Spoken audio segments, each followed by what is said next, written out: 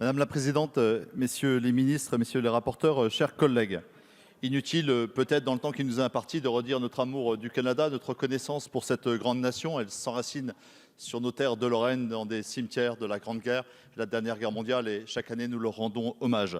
Inutile de redire notre amour de ce grand pays, et inutile peut-être de redire que nous refusons de façon catégorique de rentrer dans les dilemmes artificiels dans lesquels la majorité voudrait nous enfermer aujourd'hui. J'entendais l'autre jour Pascal Canfin évoquer ceux qui étaient pour le capitalisme et ceux qui étaient contre le capitalisme. Je réponds ici à Pascal Canfin que la vérité est ceux qui veulent réformer pour de vrai le capitalisme et ceux qui font semblant de le réformer. Il en va de même pour la mondialisation.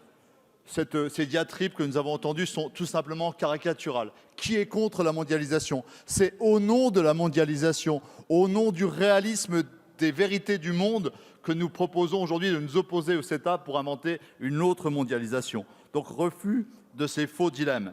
La question, bien sûr, c'est que depuis quelques semaines, vous nous rabâchez en permanence toutes les sécurités que vous avez mises sur le véhicule du CETA. Alors, il est équipé d'un airbag, de freins extraordinaires, de multiples ceintures de sécurité. Mais pourquoi toute cette précaution? La vérité, c'est que ce véhicule roule à contresens de l'histoire, parce que c'est un traité de vieille génération. Il ne prend pas en compte les communs, il ne prend pas en compte les enjeux du temps présent, et nous devons profondément penser autre chose. Je pense aux tribunaux arbitraux, qui sont une contradiction totale avec l'esprit du droit dans les démocraties européennes. Je pense à ces tribunaux arbitraux, paradoxe extraordinaire, qui ont été supprimés de l'ALENA et totalement sortis des négociations entre les États-Unis et le Canada.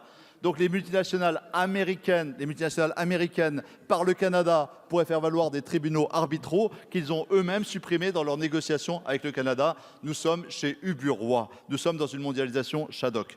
En lieu et place, je pense que seul un multilatéralisme bien pensé permettrait de régler les questions qui sont devant nous, celle du changement climatique, et je vais y venir, celle du défi alimentaire. Et par défaut, monsieur le ministre, je voudrais vous donner ce message, par défaut, à minima, les garanties qui pourraient donner un tel traité bilatéral, elles seraient une capacité d'observation onusienne qui éviterait aux contractants, dans un court-termisme qui ferait obstacle au temps long, de signaler les lignes rouges. Ce n'est pas le cas. Un autre avertissement, une autre garantie viendrait d'un devoir de vigilance qui, à l'échelle européenne, donnerait à la société civile la capacité à attaquer en justice les entreprises multinationales ou non qui enfreindraient les règles communes qui sont énoncées dans ces traités. Sans ces garanties, nous sommes dans une aventure totale et nous la refusons. Il faut donc penser une autre mondialisation, et s'il n'y avait qu'une raison de la penser, au-delà des questions du climat qui ont été largement évoquées ici, c'est certainement la question alimentaire. Il y a 3 jours, la FAO a publié son bilan. Pour la 4e année, la faim progresse dans le monde. Ça concerne 2 milliards d'habitants en insécurité alimentaire. Cela concerne 821 millions qui sont sous-alimentés, dont 15% d'enfants aujourd'hui. Cette réalité du monde, elle devrait être première entre nous. L'équation alimentaire de 10 milliards d'habitants en 2050, elle va être rendue quasiment impossible avec le changement climatique. Et tous les rapports le montrent, ceux du CCFD, ceux d'Agrimonde, ceux des publications récentes des universités américaines au premier trimestre de cette année. Mais je pense également aux publications de la FAO sur la qualité du nutriment. Qu'est-ce qu'ils nous disent? Ils nous disent qu'il y a une alerte sur la qualité des nutriments. Une perte de concentration de 400 à 550 millions pour partie de CO2 a pour conséquence de diminuer de 3 à 17% les concentrations en protéines, en zinc et en fer. Autrement dit, à aliments constants, vous avez une perte de capacité d'alimentation qui est donnée en plus des terres inondées, en plus des terres qui vont être sacrifiées par le manque d'eau. Nous avons donc une équation démographique et alimentaire qui est terrible devant nous. Et pendant ce temps-là, il y a une certitude. Elle nous vient d'un grand ancien qui devrait nous inspirer dans ces moments-là, qui devrait nous permettre de prendre de la hauteur. C'est Edgar Pisani.